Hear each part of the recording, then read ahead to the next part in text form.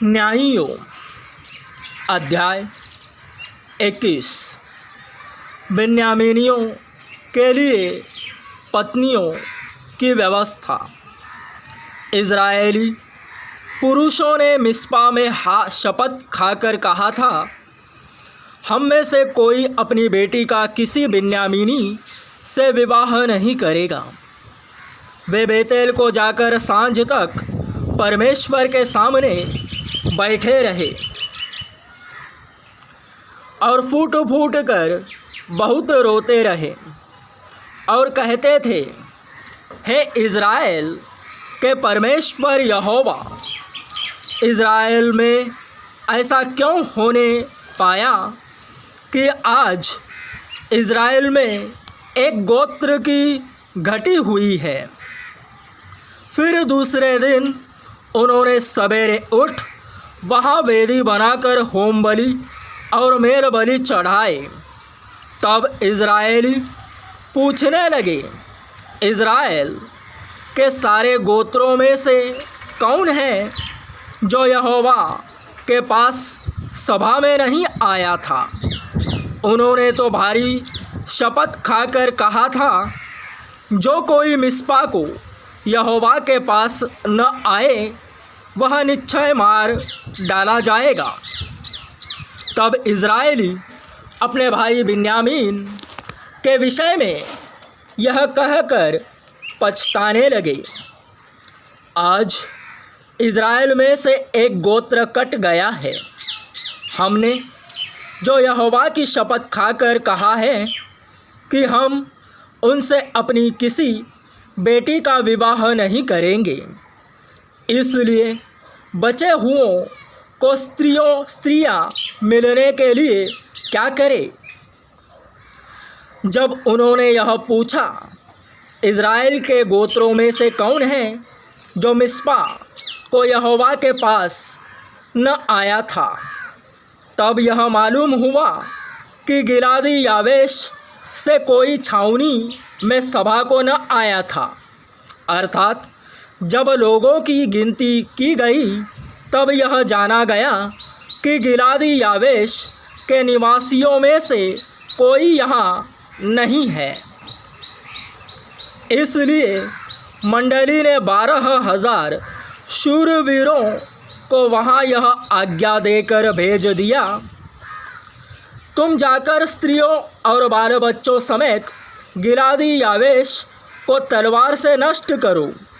और तुम्हें जो करना होगा वह यह है कि सब पुरुषों का और जितनी स्त्रियों ने पुरुष का मुँह देखा हो उनका सत्यानाश कर डालना। और उन्हें गिलादी यावेश के निवासियों में से 400 जवान कुमारियाँ मिली जिन्होंने पुरुष का मुँह नहीं देखा था, और उन्हें वे शीलो को जो कनान देश में है छावनी में ले आए। तब सारी मंडली ने उन बिन्यामीनियों के पास जो रिम्मोन नामक चट्टान पर थे कहला भेजा और उनसे संधि की घोषणा की। तब बिन्यामीन उसी समय लौट गए और उनको वे स्त्रियां दी गई जो गिलादी यावेश की स्त्रियों में से जीवित छोड़ी गई थी, तो भी वे उनके लिए थोड़ी थी। तब लोग बिन्यामीन के विषय फिर यह कह के पछताए कि यहोवा ने इज़राइल के गोत्रों में घटी की है। तब मंडली के वृद्ध लोगों ने कहा, बिन्यामीनी स्त्रियां तो नष्ट हुई है, तो बचे हुए पुरुषों के लिए स्त्री पाने का हम क्या उपाय करें। फिर उन्होंने कहा, बचे हुए बिन्यामीनियों के लिए कोई भाग चाहिए। ऐसा न हो कि इज़राइल में से एक गोत्र मिट जाए, परंतु हम तो अपनी किसी बेटी का उनसे विवाह नहीं कर सकते। क्योंकि इज़राइलियों ने यह कहकर शपथ खाई है कि कोई शापित हो वह जो किसी बिन्यामीनी से अपनी लड़की का विवाह करे। फिर उन्होंने कहा, सुनो, शीलो जो बेतेल के उत्तर की ओर और उस सड़क के पूर्व की ओर है जो बेतेल से शेकेन को चली गई है, और लबोना के दक्षिण की ओर है, उसमें प्रति वर्ष यहोवा का एक पर्व माना जाता है। और उन्होंने बिन्यामीनियों को यह आज्ञा दी, तुम जाकर दाख की बारियों के बीच घात लगाए बैठे रहो और देखते रहो, और यदि शीलो की लड़कियां नाचने को निकले तो तुम दाख की बारियों से निकलकर शीलो की लड़कियों में से अपनी अपनी स्त्री को पकड़कर बिन्यामीन के देश को चले जाना।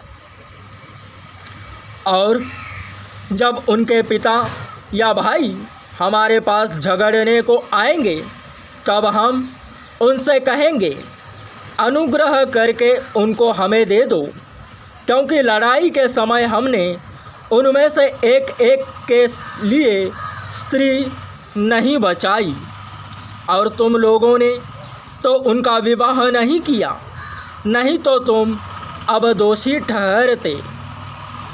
तब बिन्यामीनियों ने ऐसा ही किया, अर्थात उन्होंने अपनी गिनती के अनुसार उन नाचने वालियों में से पकड़कर स्त्रियां ले ली। तब अपने भाग को लौट गए और नगरों को बसाकर उनमें रहने लगे। उसी समय इज़राइली भी वहाँ से चलकर अपने अपने गोत्र और अपने अपने घराने को गए, और वहाँ से वे अपने अपने निज भाग को गए। उन दिनों में इज़राइलियों का कोई राजा न था, जिसको जो ठीक जान पड़ता था वही वह करता था।